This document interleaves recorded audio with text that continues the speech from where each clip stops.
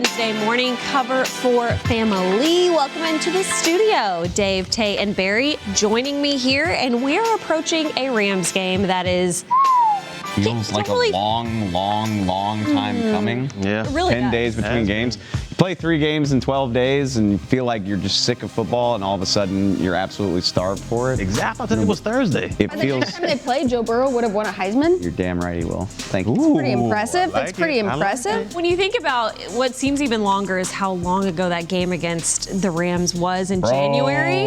Like, it seems like a lifetime ago, was a long but time. I don't know if the Cowboys defense has been the same since seeing C.J. Anderson on the road the way they did. Ooh, Do you Was that the think- last time the Hot Boys were hot? Yes. Yes, I mean, it feels like that was the last time that they were all working together. Now we're looking at what is this defensive line rotation. Are you trying to tell me that C.J. Anderson broke the Dallas defense? He bowled right through I that. mean, they It did run for 200 was close yards. to it. He did.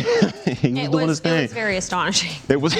Did you guys see, actually, it's funny you bring that up, like in the locker room on, what was it, Monday night, Jeff Heath was like, this has been the longest year ever. I was like, I'm glad it's not just me, man. Yeah. Because, that playoff game feels like it was a lifetime ago. And the funny thing Monday night too is Dak was talking about Aaron Donald, and when Dak has his hands injury that I'm sure you guys will hear more about today in the locker room, you don't want Aaron Donald to just suddenly pummel through and hit your hands again. Yeah, that's the last person you want to see breaking through that line. I mean, he did it to Breeze. You don't want the same thing happening to Dak. Looks like he's rounding back into form. Like Yes. this Rams defense looks legit again. Is Jared Goff going to have some ego on the line because he's playing the 2016 guys? Yeah. Are we worried about this offensive line going against this Ram? I mean, covering it all. Yeah, I'm worried. you got Dante Fowler on one end, Michael Brockers. You got Aaron Donald in there. I mean, this offensive line hasn't been performing to what we're used to, But accustomed the to. funny thing is, this isn't a must-win. It still is not a must-win. This is true. I'm glad you said that. I know Lindsay's things. Confidence-wise, I absolutely think it is. Yeah, that's true. Confidence-wise, as well. you lose a 4th straight, and then you have a game against Philadelphia on the line to determine your season. Philadelphia's trash, though.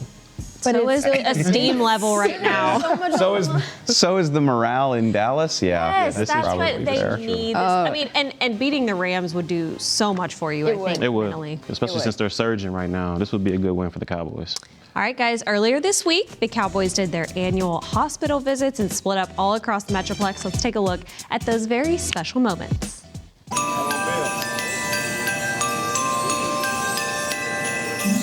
Before they get into their game planning for Los Angeles, the Cowboys dedicate their time to giving back. We get to get out in the community and impact people's lives like this. And like I said, I mean, seeing the smile on the kids' faces and them just turning us loose, just saying, go talk to everybody, it's awesome. And I mean, it makes me happy to do it as well. And I know it's the same thing for all the guys. Can I give you a hug? Yeah, absolutely. Early on Monday morning, the Cowboys loaded up the buses to head out all over the Dallas-Fort Worth Metroplex to make their annual visits to local children's hospitals. It's all about giving back and paying it forward. So each year we get an opportunity to really get out in the community and hospitals and care centers and just to be able to spread the holiday cheer. The tradition continues, rain or shine, win or loss, and the Cowboys are always on time with a smile. It's truly amazing, you know, being able to see the glow in the kids' eyes when they see us. The opportunity to give back to these young kids out here is such a truly blessing, so thankful. So much joy, laughter, to be able to see these kids and their personalities is just a reminder of how great life is. The players and the Dallas Cowboys cheerleaders divided and conquered, simultaneously visiting Texas Scottish Rite Hospital for Children in Dallas, Cook Children's Medical Center in Fort Worth, Children's Medical Center Dallas, and Medical City Children's Hospital. It's so important, you know, we're so blessed to be able to do what we do, you know, let alone just some of the normal things in life, and you know,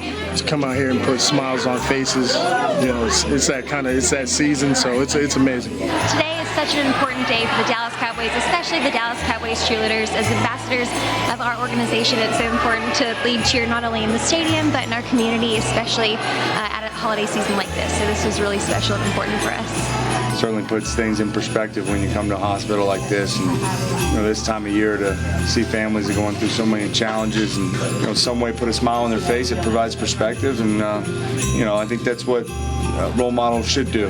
I'm just humbled and honored to join teammates and the organization to come put a smile on these kids' face. Each child receives a game sock loaded with goodies from the Dallas Cowboys and a special toy provided by the United Healthcare Children's Foundation. And for one patient, it was much more than a holiday celebration. It was his birthday as well. Yeah, so Austin's birthday was today, big 18, officially an adult. I got to meet him, and he said I was his favorite player, and I mean that meant a lot to me. It was just good to put a smile on his face. Obviously, coming up from Christmas, so impacting him and being able to talk to him for a little bit, it was awesome. It fills me up with joy, and that's what the Christmas holidays is all about. You know, spreading the love, spreading the joy, and to be able to come back and give it to kids less fortunate, whatever they're going through in their lives. So it's just really, truly a blessing to, show them that we care and, their community cares. Regardless of their record and the way their season has gone in recent weeks, the Cowboys embrace the choice of showing love and appreciation. When things aren't going great, but just to be able to come here and see true fans and see people that no matter the score, no matter the record, they're thankful for what you do. They're thankful for the impact that you have on their life. And it's these moments that we recognize that, and it's special to be a part of it. Very special. I love going. Awesome. I love just being a fly on the wall. Barry, you've done this. I mean, it's awesome. It puts everything in perspective. It makes you know that football is things that are bigger than football in life, and this is a great visit. Could be at the perfect time for this team, too. Maybe they just need a little bit of honing in on the perspective and get back to it. The best part was seeing in the footage, obviously didn't make the story, but a little guy told Zeke, my favorite team's the Rams, and they're going to win. Oh. No. I appreciate it, honestly. Zeke was like, whoa, bro, I can't believe that. More hot takes for you coming your way right now. We had to think a little bit about this, and we just want to enrage the people. We'll start with Dave. What's your hot take? Yeah, now that I've got a healthy dose of perspective on what's really important in life, let me just rage about New Year's Eve, because it's honestly the worst night of the year. Old man helmet. It's the most overrated holiday. You spend a month game planning. Literally, my friend Rowan, who used to work for the Cowboys, texted me earlier this week asking me about New Year's Eve plans. That's how far in advance people make plans for this stupid night. It never lives up to the hype. You got to pay $80 to get into a place, $20 per drink. Nothing fun happens at midnight. Everybody just throws the same confetti in the air as last year. Nobody kisses me. That's been another part of it. It's just not great. I hate it. I always regret it. I will say it's overrated. The only I don't know if I hate it. About New Year's Eve if you went to New York, watching if you went to Paris. New York. I want to hang out in Times Square like with all those awful people. Those people seem like fun. No. I want to watch it on my couch. Bring us back to earth. And watch football the next day. That's all I care about. A 2-shot for mine, because I don't think I can say what my hot take is. Can you say it for me? I'm too nauseous. You don't want to say the word eggnog? Oh my gosh. You don't want to talk about eggnog? What a disaster. That delicious, creamy beverage. Oh my gosh, I'm nauseous to thinking about it. If you drink eggnog, you are a special type of human being who's a little messed up in the head. It is disgusting. Are you a bodybuilder? Do you want to eat raw egg yolks? There you go. Yes. Does it always have to be raw? Look at it. No, Lindsay's exaggerating. I mean, I do love the movie that's from, but oh my gosh, eggnog. The thought of it makes me a little bit sweaty right now. I could just chug it. Okay, I'm done. Taylor, your turn. You're a weirdo. Okay, mine is the fact that this one has kind of a tacky connotation. People think that it's tacky or trashy. If you keep up your Christmas lights all year long, I think it's beautiful, and I think it's a great thing, and it brings a lot of energy and spirit into the world that we need. I mean, look at how pretty that looks. Why do we not have that year long when we need that kind of positivity radiating throughout this entire world? I personally had my Christmas tree up all year long, and I liked it. I do not hate it. And I liked it. All you have to do is change themes on it. Yeah, I mean, that's a great idea, Lindsay. That kind of makes it a little bit. I honestly don't think you're crazy for that, for whatever. But people think that it's a trashy look. I've heard that a few times. People suck. People like to go out on New Year's Eve. They don't know what they're talking about. You don't know what you're talking about. This is true. For my hot take, I mean, I don't know if it's a hot take or if it's just, a point. It's just a fact that buying a real Christmas tree is just pointless to me. I mean, you get the Christmas tree, you bring it through your house. It leaves all those little needles everywhere that you got to sweep up. I mean, you gotta water it every day just for the plant to survive until Christmas. It's just like having another pet in the house.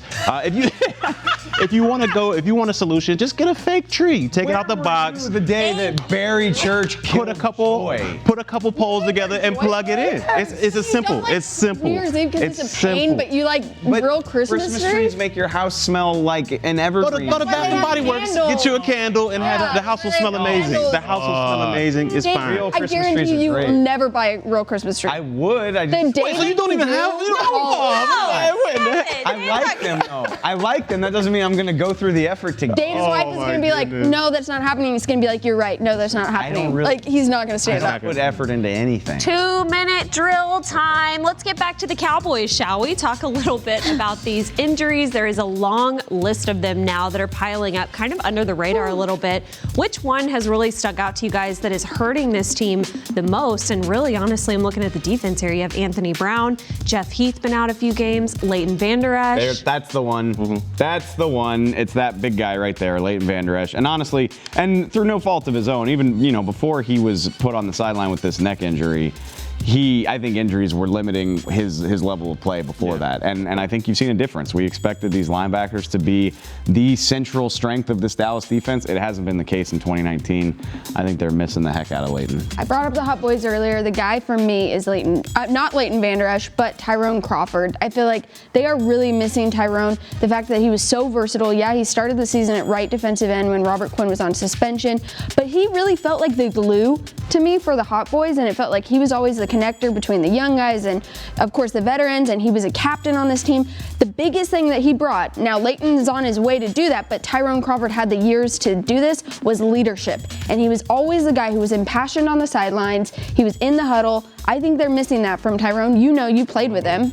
I would have to agree with you 100%. I don't even have to say anything because Tyrone Crawford, you said all the points. He's the guy that they're missing out there. He's that glue to that defense. He's that versatile piece that you can go from defensive end to defensive tackle. He's a run stuffer. He keeps those offensive linemen off of the Vander Esch's and the Smiths and the Lees, so they're able to do all their back and forth sideline running. I think he was a huge miss this year. Yeah, they had to go and get Michael Bennett to fill in his 3-tech that he would do. I mean, he was such a key piece to this, and you brought it up earlier, Lindsay. You said under the radar. That is an under the radar injury that probably derailed this whole season. I'll say this. I mean, looking at all this B-roll of offensive tackles going down, offensive line hasn't been playing well. That's a huge part of it. They're on the field, but yeah, you can still be injured, but out there that it's if you think Tyron Smith, Lyle Collins, and Zach Martin are 100% healthy, I got a bridge to sell you in Brooklyn because they're not. Now with all those braces on. Yeah. Buy a real Christmas tree while you're at it, and get home. Don't go out on 11 o'clock on New Year's Eve. We're gonna have chest It sucks. Here's your $80 cover to stand in a crowded bar and not be able to afford any of the drinks. If Dave got this, he'd be so much happier. No, I'll never be happy. I love it.